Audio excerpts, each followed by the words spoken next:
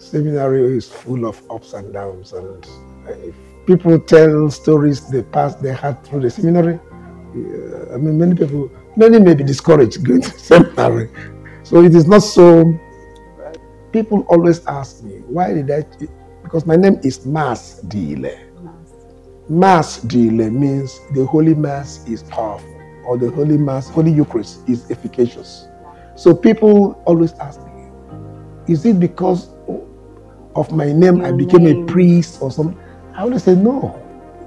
It has nothing to do. It was because of the difficulty my mother had. And then when it was said, she was told that she couldn't be delivered of a child, except through cesarean section. And then my father agreed. Later they said the cesarean section was my mother's situation was very bad, that they didn't know whether the cesarean section will work or not. So they asked my father to come and sign for either the wife or the unborn baby. My father said no, he wanted both. The medical doctor refused, said he wouldn't want to lose two lives. My father should choose either. So my father went to the parish priest, whom he was helping as an unpaid catechist, because my father had his own job. Now, explained the situation, and then the priest begged the priest to go and beg the medical doctor to try his best. If it became really very dicey, let him save whichever one had the greater chances of survival. But he wouldn't go for wife or for the unborn baby, because he wanted both. He wanted both. Yeah. So when the priest agreed, went and spoke to the man, because the priest is Irish and the medical doctor was also Irish. So he said, okay, he would try his best. Now my father said one more request. He wanted the Holy Mass to be offered before the surgery. So the Holy Mass was offered in the morning, and the surgery was to take place in the evening. So when they came to pick my mother, she just delivered peacefully on her bed. So that's why they gave me the name Massdiile. That it was because of the Mass, the power of the Mass, that what was medically impossible became possible. So when people ask me, is that why I became a priest? I say, no, I don't know. All I know that is the name my parents gave to me, and I think they gave it to me from their faith and from what actually took. That was why I wrote a book, actually, to that effect. And that's my book here. I titled it Massdiile, an autobiography, so that people can read it, and I don't have to be repeating my story every time, because once people hear my name, Massdiile, they say, what does that mean? I have to tell all the stories all over again. At a point in time, I became embarrassed, so I said, okay, let me write a book.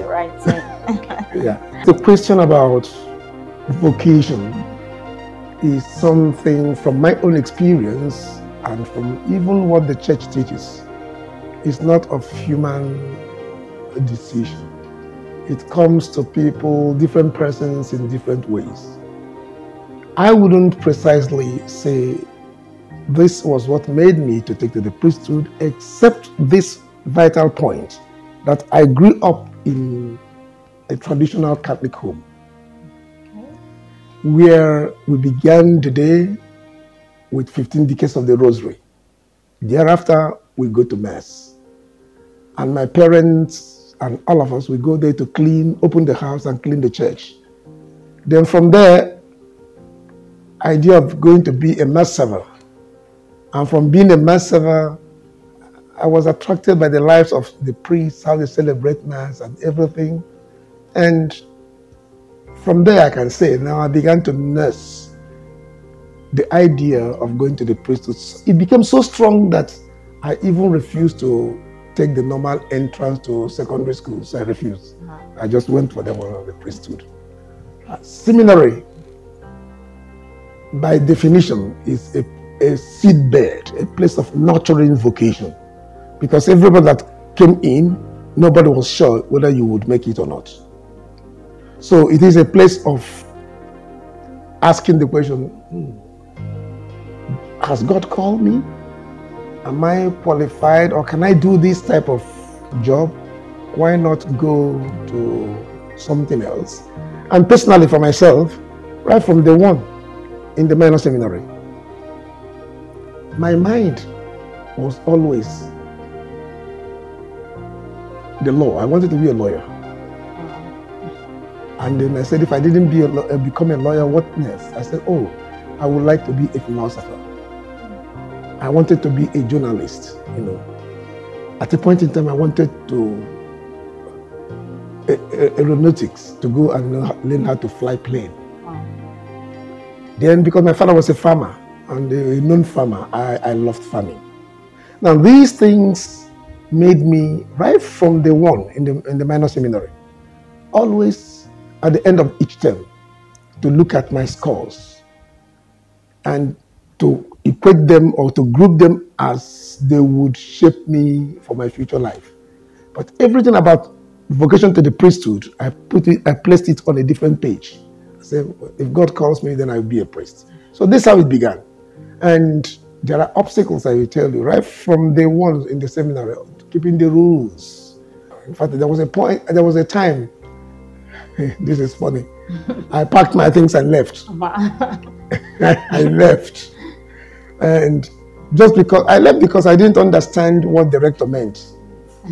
The rector made an announcement, those who have not paid their school fees should leave, go home and get their school fees. And I never paid my school fees by myself. My parents always sent it to the school. Since they didn't give me information that they had sent it or not, so I packed my thing and I left. So finally, my parents said, please go back. That the money had been sent. I said, nobody told me. So when I went back, the priest was very angry because he was a very good friend of the family. He said, why on earth could, even if there was no money, why on earth could I have left the seminary? I said, the announcement was that those who didn't pay. So since my parents never told me they had paid, so I left. He was very angry. So he sent me on suspension as a punishment, deterrent. Yeah. Well, that was one of the challenges I had, just I am the second priest in the family, so I was not the first. Our sister, our elder sister, was the first to take to the religious life. After her was my senior brother, not immediate senior. Even my immediate senior brother also went to the seminary. My immediate senior brother was leaving the seminary, minor seminary, as I was entering. So priesthood wasn't something strange. As I said earlier on, yeah. My parents, they brought us up very well. Every day there will be catechesis at night, in the evening, during which time my father would speak to us about different professions. Married life, being a medical doctor, being a religious priest, being a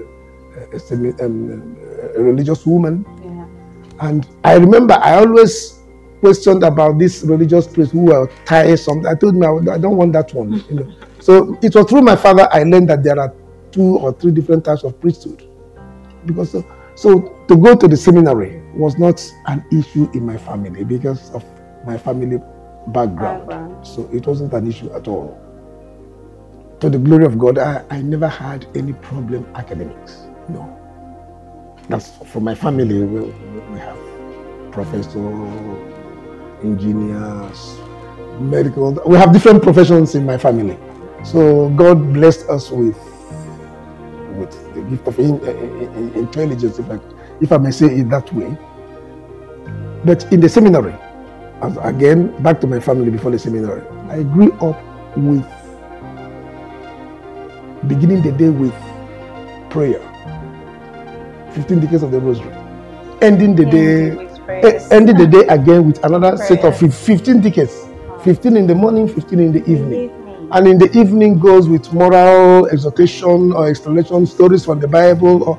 So I grew up from an atmosphere whereby spirituality was not.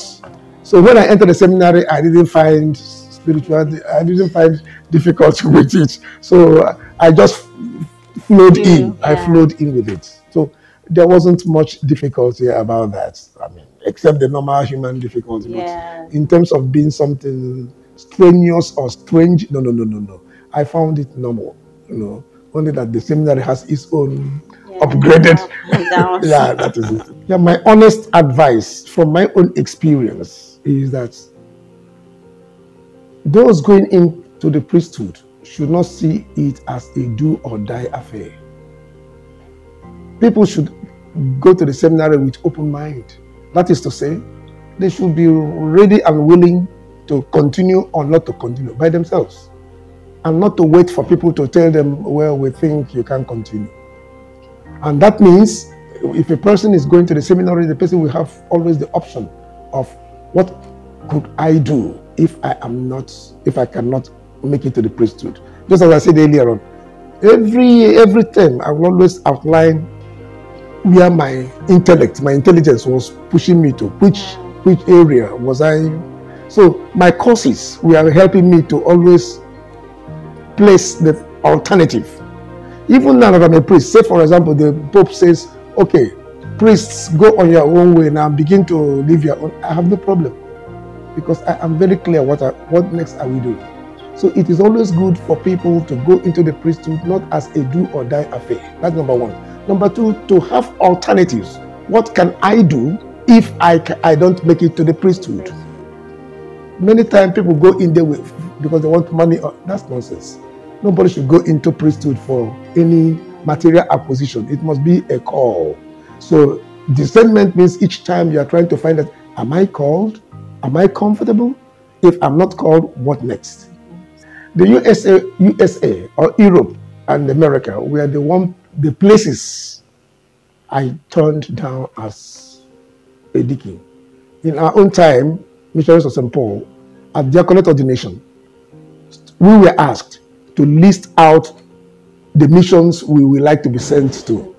At my own time, I was ordained 20th of June. That's today. That's why today is my anniversary. 20th of June, 1987.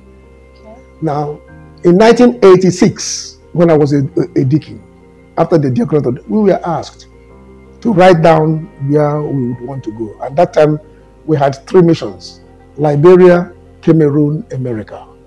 And we were told to arrange them and write it out according to preference, scale of preference. Yeah. So my first choice was Liberia. The second choice was Cameroon. I would have loved to go to South Africa, but we hadn't any mission that time, and the apartheid was still on. So I wouldn't. But I didn't put America. I only chose 2. And I was called. We were told to choose 2, and you only chose 3 to arrange them. Yeah. And I only arranged 2. What about the other one? And I told the authorities, no, the third one is not for me. Our training, as at that time, was for primary evangelization, not for frontier mission. Frontier mission was just mentioned, but the real preparation was for primary evangelization. And that was my focus. That was what I wanted to bring the gospel of Jesus Christ to people who have not heard it for the first time, or who are just about, trying to know who is Jesus. That was my mind. So America, Europe, didn't fit into that. So I didn't choose America. So they come back to no. And authorities looked at me. They said, wow. So if we want you to go, I said, if you want me to go there, it will be out of obedience. But if you are asking me for my own choice, Liberia, Cameroon, period. Just being human beings, once you leave your environment and enter another environment, there ought to be cultural shock. Why? Because you are coming from your own culture to a foreign culture. So it is a normal thing. Our missionary training also prepared us for cultural shock, for loneliness of life, for rejection. So our training took care of this. Of course, everybody received it as you were able to receive. Yeah. So when I went to America, just because I didn't want to go to America, and I told them the only thing that can take me to America or to Europe is studies, in which case I go there for a period of time, finish it and come back. And what took me to America was also studies. What took me to Italy, to Rome, was also studies. Only South Africa I went on mission, and that was where I wanted to go to before, but we had no mission that place that time during the apartheid. Now, when I was in America, let me tell you the smallest thing that shocked me. That was my very first time in America. I never went there for anything. So I got in there, and in the morning, good morning, sir, good morning, madam, good morning. So the very first time, good morning, good morning. The second day, I greeted, good morning, good morning. Nobody responded to me. And it was like, what's happening? What's happening? What's happening here now? So they told them, So she said, Mass, you don't bother greeting, I said, in my culture, from my culture, you can't just come in and don't greet. New day. I said, no. Okay, I will adapt. But you know what? They told me, don't lose your culture. Keep on doing what your culture tells you. In America, they said, Mass, keep on. That they, in fact, they enjoy it. The fact that I greet people every morning. I used to just come and go their ways. That was, so while I wanted to stop it, they said, no. It's a good thing. Hold it. Another one is in the class. I was the only foreigner from outside of America, and I had no car. So I trekked 3 miles to work, to the school, and 3 miles back. So some of my classmates, out of their generosity, they would accompany. So they said, Mass, I give you a lift, I drop you. So I was over, and then when they dropped me, I will remain on my phone. I will be calling intermittently to know how far they are doing with their journey. Once I call again, the person I have arrived, I say, oh, thank you very much, good night. And I don't call again until the next day. So I didn't know that this was a concern about them. So some of them were even reluctant to take me, to give me lift again. Of course, I trek, until we had a program where we give feedback. So one of them that was my friend, she's a Baptist minister. She's a Baptist minister. So she said, Mass, there is something about me that that troubled her. But she was holding it. But when she heard other people comment, you said, then she talked.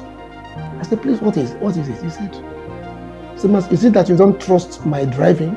That is what. I said, I don't trust your driving? He said, yeah. Every time she dropped me, I'll be on the phone calling. Every 15 minutes I call. Well, immediately she gets home, I stop calling. So am I thinking that she wouldn't drive very well to go home? The other people say, yeah, the same thing with me, Mass. I said, I did my hand. I said, cultural differences. That's what I said. So the supervisor was saying, Mass, what is it? I said, in my culture, if a person visits you and goes back, maybe on the way home, had some misfortune, it is considered that I had evil feelings, I have bad omen for that person. Therefore, the next day, because there was no phone, the next day or the next time you see the person, you ask, how was your journey back home that day? Once the person says it was good, you say, oh, thank you very much. So as I'm so sorry, I won't do it again. They said, no, Mass, please. It's okay. That means you cared. I said, exactly. You see, I'm just giving you these two. There are so many cultural, and honestly, you don't know it unless they tell you. They tell you, exactly. So these two, they told me, and let me also refer to America. All the places, America, Germany, Italy, South Africa, I have families.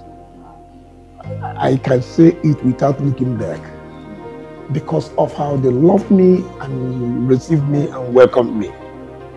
But let me just say America, because America is, in Italy, for example, I phoned my Italian family friend just 2 days ago. And the next day they asked me, when are you coming to Italy? And I told them I have a new parish now. They just put me in there. They said, okay, your parish should at least enjoy you for 1 year. So just 2 days ago, I called them. So that's how I keep all I just have families. In America, I was the only black. That is the black person from Africa. The other black was American black, so, but the others are Americans. So, being a foreigner or a stranger, I was thinking that, there will be discrimination right from the day I arrived. Who picked me up at the airport? The director herself. Wow. I never met her in my life before. I have never been to America. I just, had phone calls, chatting. Every interview was on the phone and everything. They knew everything about me. They had my picture, and so they knew me. I didn't know them. So when I arrived at the airport, one lady just walked up to me. Good morning, Massdiile. I said, how do you know me? I said, good morning, madam. But how do you know me? Then she said, I am Robin. That is the name of it. I said, oh, it's a Vera Yalod. helped me to pick my things from that day till today. I'm talking about just family. So the same thing when I went to South Africa, the same thing in Italy. Every place I go, maybe it is my own luck. I don't know. Exactly. But I have never gone to any place I felt rejected, or I felt I am in a foreign land. I am missing my home. No. Wow. So this question is the one I will say that is the real pain I have experienced all my life as a priest, even as a student. Justice, truth, human right, of course, peace. Because I believe without truth, without justice, there will be no peace. No normal peace. Without human rights, there will be no normal peace. Now, and once I have friends or authorities who go against this, my whole body reacts. I don't even know when I just don't. Like one of the books I wrote here, like the one I wrote, Massdiile. If you read it, I try to bring out how many times the confrontations I had was because I couldn't stand injustice. I couldn't stand somebody telling lies. It just doesn't make sense to me. I said, wait a minute. Will you be flogged if you say the truth? You know?